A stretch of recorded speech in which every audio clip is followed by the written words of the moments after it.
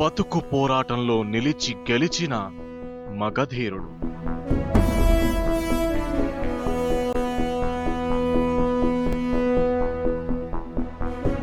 జీవితమనే ప్రయాణాన్ని పరిపూర్ణంగా ఆస్వాదించిన మానవతామూర్తి స్వర్గీయ చిటిపోలు నారాయణ గారు.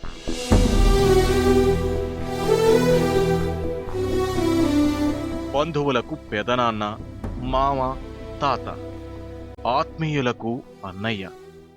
మన భాషలో చెప్పాలంటే మన నారాయణన్న.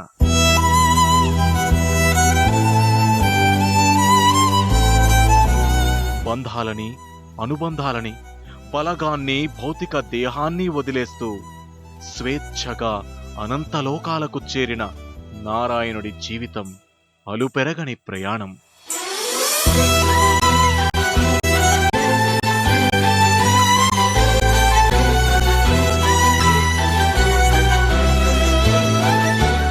దాదాపు 85 ఏళ్ల కిందట నల్గొండ జిల్లా సుంకెనపల్లి గ్రామంలో మొదలైంది ఈ విజయ సారథి జీవన యానం.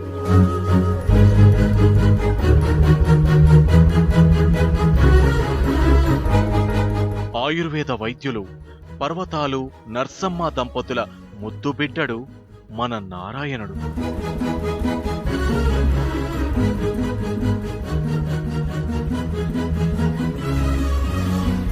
చిన్నతనమంతా పచ్చని పంట పొలాలు, మగ్గపు గుంటల చప్పుళ్ళు, ఆయుర్వేద వైద్యపు పరిమళాల మధ్య సాగిపోయింది.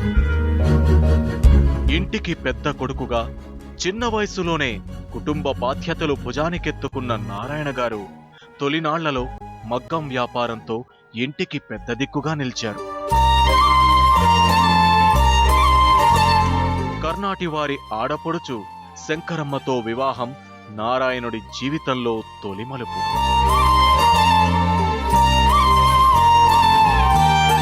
భర్తే ఆమె ఊపిరి, కుటుంబమే ఆమె ప్రాణం. 6 పండంటి బిడ్డలకు జన్మనిచ్చిన ఆ మాతృమూర్తికి ఇల్లు తప్ప మరో ప్రపంచమే లేదు.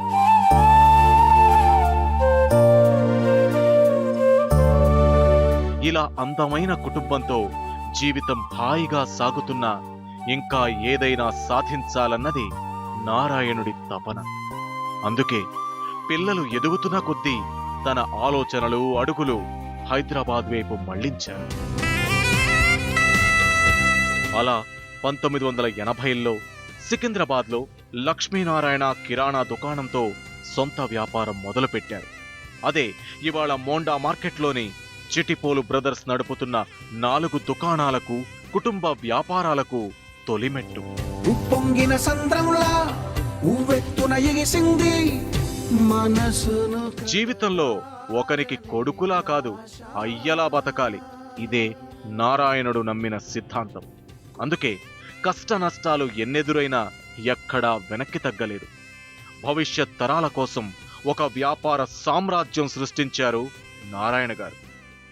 చిందించిన ప్రతి చెమట చుక్కను విజయానికి మెట్టుగా మలుచుకుంటూ, రుధిరాన్ని రంగరించి కరిగించిన కండల శక్తితో కలల సౌధాలను నిర్మించుకున్నారు. కొడిగట్టే దీపంలా మినుకు మినుకు అంటోంది మనిషిగా బ్రతకాలనే ఆశ. జీవితం విలువ తెలిసిన మనిషి కదా.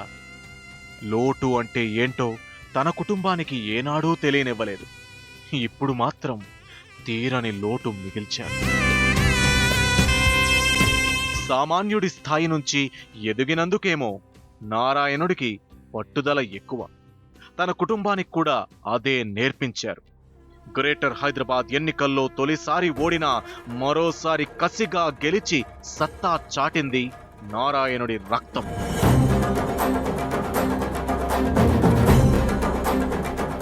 పెద్దాయన లెక్క ప్రకారం మనిషి అంటే రక్తమాంసాలతో నిండిన ఎముకల గూడు కాదు. సిరి సంపదలు, భవంతులు, బంగారం, అధికారం, హోదా అస్సలే కాదు. మనిషి అంటే ప్రేమ, మనిషి అంటే అనుబంధం, మనిషి అంటే ఆప్యాయత.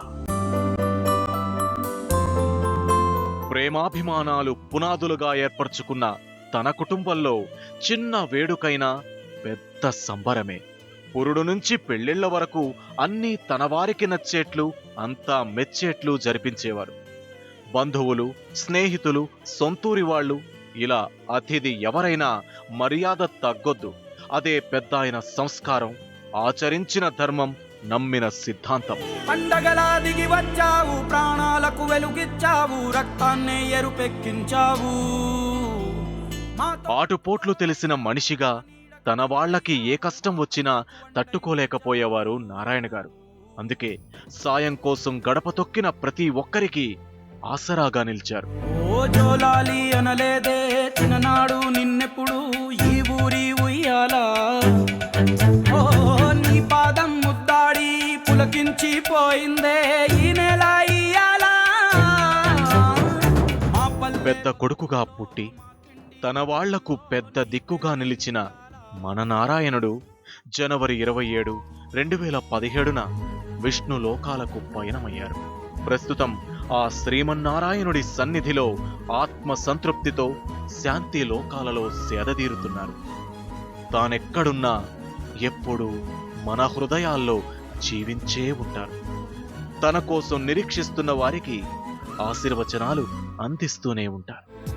ఈ అందమైన రంగులలో కానా ఒకే జన్మలో 100 జన్మలకు ప్రేమందించిన నాన్నకు ప్రేమతో, నాన్నకు ప్రేమతో, నాన్నకు ప్రేమతో అంకితం నా ప్రతి క్షణం.